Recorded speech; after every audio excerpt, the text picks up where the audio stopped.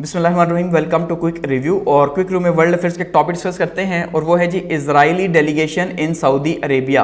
कि जो इजराइल का डेलीगेशन है वो सऊदी अरब के अंदर पहुंच चुका है और ये पहला हिस्टोरिक डेलीगेशन है इजराइल का जो कि सऊदी अरब के अंदर पहुंचा। तो काफ़ी इंपॉर्टेंट डेवलपमेंट है इंटरनेशनल रिलेशंस के हवाले से और करंट अफेयर्स के हवाले से, तो इनको डिस्कस करते हैं। ये पिक्चर काफ़ी ज़्यादा वायरल हुई है जो आपको देखने को मिल रही है कि मुंह के आगे जो है वो इजराइल की नंबर प्लेट लगी हुई है और पीछे इजराइल के ऑफिशियल्स बैठे हुए हैं। एक मीटिंग यूनेस्को की है जो कि सऊदी अरब के अंदर हुई, तो उस मीटिंग को यहाँ पे अटेंड किया गया है। तो ये इंपॉर्टेंट इसलिए है या ये पिक्चर इसलिए वायरल हुई है कि सऊदीया और इजराइल के ताल्लुकात नहीं हैं। बिल्कुल वैसे ही जैसे पाकिस्तान जो है वो इजराइल को नहीं मानता, वैसे ही सऊदी अरब भी जो है वो इजराइल को नहीं मानता। लेकिन ऐसे में पहली बार एक डेलीगेशन जो है वो इजराइल की नंबर प्लेट के साथ अगर बैठा हुआ है सऊदी अरब के अंदर, तो ये काफ़ी बड़ी डेवलपमेंट है और ये बता रही है कि चीज़ें फ्यूचर के अंदर बदलने जा रही हैं। तो इसको डिस्कस करते हैं। इजरायली डेलीगेशन जो है यूनेस्को की मीटिंग के लिए जो है वो रियाद में मौजूद है इस टाइम पे, ठीक है। उसने वहाँ पे अपना स्टैंड लिया और सऊदी अरब के अंदर ये पहला जो है आप ये कह सकते हैं कि एक अटेम्प्ट हुई है पहली कि इजराइल जो है उसने अपना कोई वफ्द यहाँ पे भेजा है और सऊदी अरब ने उसे यहाँ पे एक्सेप्ट किया है। तो ये फर्स्ट पब्लिकली अनाउंस्ड जो है एक विजिट है सऊदी अरब का इजराइल का, क्योंकि इससे पहले अगर विजिट होती भी रही, आपने खास करके पिछले साल भी सुना था कि कुछ जो है वो खुफिया मुलाकातें हुई हैं। तो खुफिया मुलाकातें कुछ और हैं, वो अनऑफिशियल हैं। ऑफिशियली आप ये कह सकते हैं कि पब्लिकली पहली बार जो है वो इजराइल ने तस्लीम किया कि भाई उनका डेलीगेशन जो है वो सऊदी अरब जा रहा है और वो यहाँ पे पहुंचा है। तो इसके बारे में काफ़ी ज़्यादा जो है खबरें भी गर्दिश कर रही थी कि भाई इसका मतलब ये है कि सऊदीया और इजराइल जो है वो अपने ताल्लुकात अब नॉर्मलाइज करने जा रहे हैं और इसका मिडिल ईस्ट की पॉलिटिक्स के ऊपर क्या असर पड़ेगा ये काफ़ी इंपॉर्टेंट है, ठीक है। तो अब ये 5 मेंबर्स इजरायली डेलीगेशन है जो कि रियाद पहुंचा है दुबई के रास्ते। और दुबई के रास्ते क्यों पहुंचा है? क्योंकि फिलहाल डायरेक्ट फ्लाइट कोई भी जो है वो इजराइल से सऊदी अरब नहीं आती, क्योंकि जब एक्सेप्ट ही नहीं करते सऊदी अरब इजराइल को तो फिर डायरेक्ट फ्लाइट कैसे आएगी। तो इसलिए वो दुबई से जो है यहां पे पहुंचा है। और ये जो मीटिंग किसकी मीटिंग के लिए पहुंचा है जी?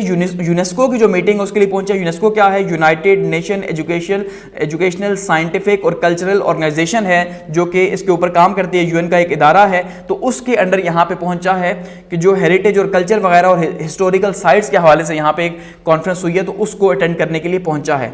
इजरायली डेलीगेशन जो है वो इजराइल के लेबल के पीछे बैठा है और ये काफ़ी ज़्यादा इंपॉर्टेंट है कि सऊदी अरब के अंदर जो मैंने आपको कहा कि भाई वो पिक्चर काफ़ी ज़्यादा जो है वायरल हुई है इसको लेके।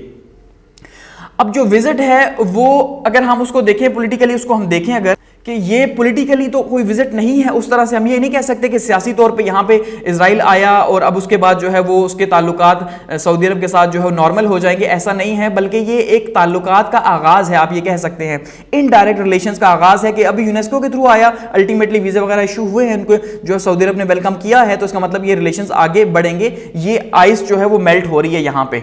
तो अब जो रूमर्स हैं, जो खबरें गर्दिश कर रही हैं, क्या कह रही हैं कि सऊदी अरब और इजराइल जो है इन फ्यूचर जो है उनके ताल्लुकात बेहतर होने जा रहे हैं, सऊदी अरब जो है तस्लीम करने जा रहा है, तो चीजें बदलने जा रही हैं। अब इससे पहले एक पैलेस्टाइनियन जो डेलीगेशन है वो भी यहां पहुंचा है और ये काफी इंपॉर्टेंट है। अब ये जो डेलीगेशन यहां पहुंचा था रियाद के अंदर, उसका फोकस क्या था डिस्कशन का कि भाई अगर Saudi Arab let's suppose accept कर लेता है इजराइल को, उसके साथ अपने ताल्लुकात को नॉर्मलाइज कर लेता है, तो ऐसे में फलस्तीन कहां खड़ा होगा। यानी कि अगर सऊदी अरब जो है वो क्या करेगा जी, वो इजराइल के साथ अपने ताल्लुकात बना लेता है, ठीक है, एक साइड के स्टेट के साथ, तो फिर फलस्तीन जो है वो कहां पे खड़ा होगा और फलस्तीन को सऊदी अरब के साथ रिलेशंस कैसे रखने होंगे। तो ये कुछ जो बीच की काफी कॉम्प्लेक्स सिनेरियोस बन रहे हैं, तो इनको लेके जो है वो पैलेस्टीनियन डेलीगेशन यहां पे आया, तो उसने हालात को डिस्कस किया।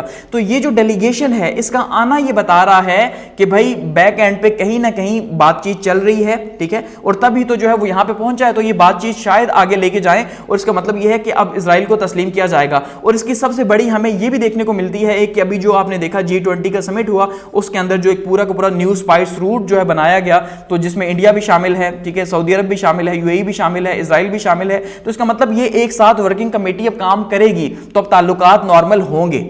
तो ऐसे में फलस्तीन कहां खड़ा होगा ये काफी इंपॉर्टेंट है। और ये वही इशू है जो पाकिस्तान के साथ भी है कि पाकिस्तान कहता है कि अगर मैं इजराइल को तस्लीम कर लूं, ठीक है, तो फिर फलस्तीनियों का क्या होगा। तो यहां पे काफी इंपॉर्टेंट बनेगा कि पाकिस्तान अब क्या डिसीजन लेगा।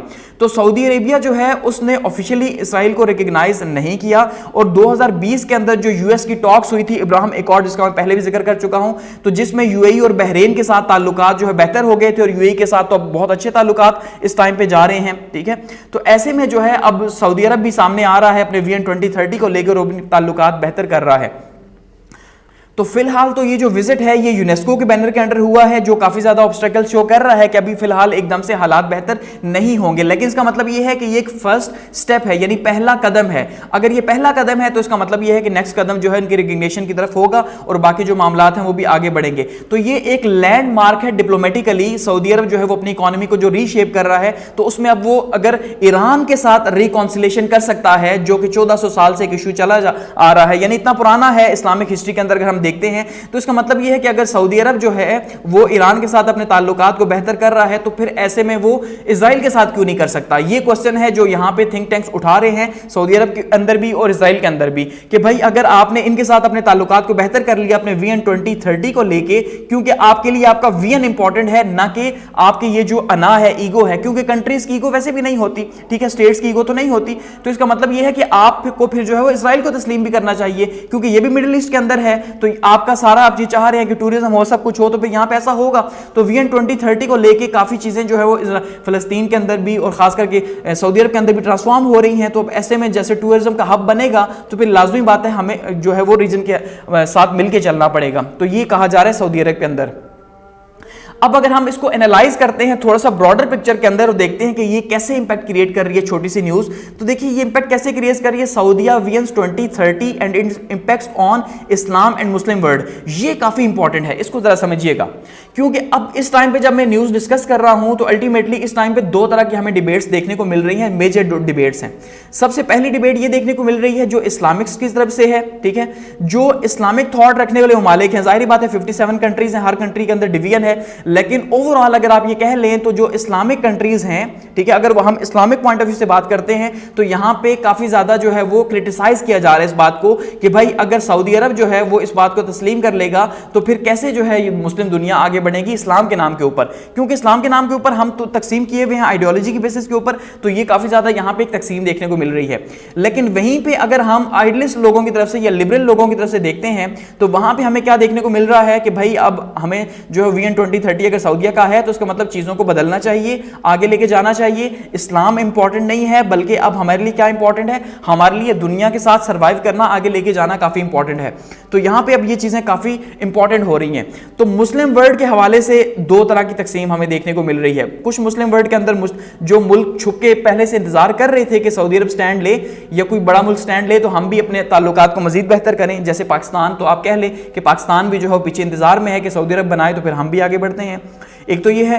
दूसरा, चेंजिंग वर्ल्ड डायनेमिक्स हमें ये बता रहे हैं कि भाई दुनिया के जो डायनेमिक्स हैं वो चेंज हो रहे हैं, कि अगर सऊदी अरब जो है वो ऑयल कंट्री है, उसने अपना विजन बनाया है 2030 का, तो इसका मतलब वो उसके अकॉर्डिंगली चीजें चेंज कर रहा है। अब देखिए विजन 2030 का मतलब क्या है कि भाई सऊदी अरब के पॉलिसी मेकर्स जो हैं वो बैठे होंगे, जाहिर बात है, और उन्होंने कुछ फंडामेंटल्स तय किए होंगे कि भाई हमने अगर 2030 तक अपनी इकोनॉमी को किन फंडामेंटल्स के ऊपर लेके जाना है, ताकि अगर हमारा ऑयल जो है क्लाइमेट चेंज की वजह से खत्म भी हो जाए, हम इसको बंद भी करें, तो हम कम से कम जो है वो अपनी इकोनॉमी को इसी तरह से बरकरार रख सकें। तो उन पॉलिसी मेकर्स ने फिर कुछ चीजें बताई होंगी, जिसमें सबसे पहली चीज उनकी लिबरलिज्म की तरफ एक जो है वो एक आप कह सकते हैं कि एक पूरी की पूरी सोच है, जैसे मंदिर वगैरह बनाना या रोनाल्डो को अपना जो एम्बेसडर हायर करना। तो ये ऐसी चीजें हैं जो बता रही हैं कि उन्होंने, इसका मतलब ये है कि ये सोचा होगा कि अब अगर हम इस्लामिक स्टेट के तौर पे ही आगे बढ़ते हैं तो शायद चीजें हमारे लिए इतना आसान ना हो, लेकिन अगर हम इस्लाम को स्टेट से अलग कर देते हैं, वही डिबेट जो कि 15th और 16th सेंचुरी के अंदर यूरोप के अंदर चली, कि उन्होंने क्या किया जी, उन्होंने रियासत को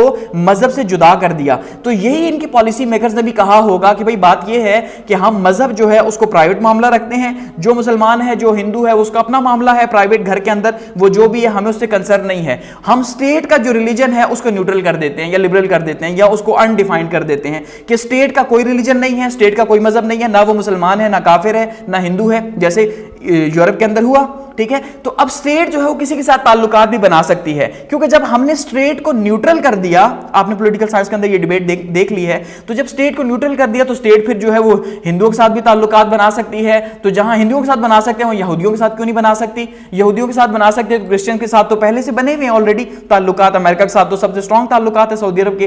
तो इसका मतलब यह है कि उनके पॉलिसी साजों ने बैक हैंड पे यह तय कर लिया है कि मजहब को रियासत से जुदा करना है, और जब जुदा करेंगे तो तब भी हम आगे बढ़ सकते हैं। क्यों? कि वर्ल्ड डायनेमिक्स चेंज हो रहे हैं, और अब भी अगर हम मजहब या आइडियोलॉजी को लेके चलेंगे तो फिर हमारे लिए चीजें मुश्किल हो जाएंगी। ठीक है, ये काफी इंपॉर्टेंट है। थर्ड है Muslim world will follow Saudi Arabia और नॉट। अब ये क्वेश्चन काफी इंपॉर्टेंट है। अब यहां पे मुस्लिम वर्ल्ड के अंदर एक डिबेट स्टार्ट हो जाएगी कि क्या वो भी जो है वो सारे ममालिक अपने ताल्लुकात को बिल्कुल नॉर्मलाइज कर दें, और खास करके पाकिस्तान यहां पे टॉप पे है कि क्या पाकिस्तान के अंदर ऑलरेडी आपको पता है डिबेट चल रही है। इसका मतलब वो डिबेट क्यों चल रही है, कहीं ना कहीं पीछे थिंक टैंक्स मौजूद हैं। ठीक है, अब ये बातें ओपनली कहूंगा तो शायद प्रॉब्लम हो जाए, लेकिन थिंक टैंक्स मौजूद हैं जो पीछे काम कर रहे हैं, जिनको टास्क दे दिया गया। ठीक है, आपको पता है थिंक टैंक ऐसे ही काम करते हैं। तो जब उनको टास्क दे दिया कि भाई आपने क्या करना है, आपने एक राय आमा बनानी है। ठीक है, आपने पब्लिक ओपिनियन जो है उसको डिवाइड करना है, तकसीम करना है।